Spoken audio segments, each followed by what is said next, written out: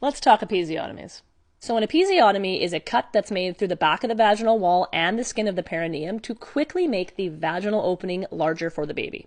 Routine episiotomies used to be a lot more common because it was believed that the surgical cut of an episiotomy would prevent more severe tears and would heal better over tearing naturally.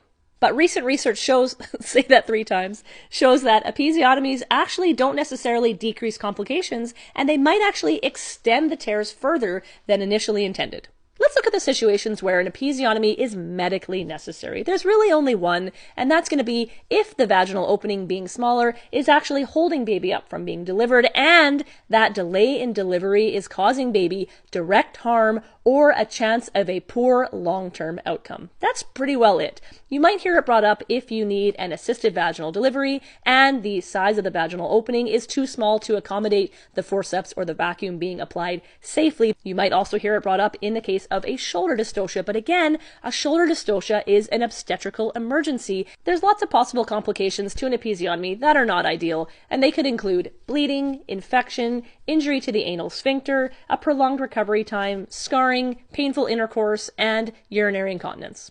Alright, there's 2 types of episiotomies, let's go over them. So the orange is your baby's head, and then the orange rind, well, that is your perineal skin. And then, peekaboo, this is your anus. Your provider should first obtain informed consent and then inject the area with local anesthetic. With either type of episiotomy, the skin is moved away from the baby's head, and then this is a median or midline episiotomy, which begins at the vaginal opening and extends towards the anus. It does come with a higher risk of tearing into the anal sphincter or the rectum, but it's easier to make.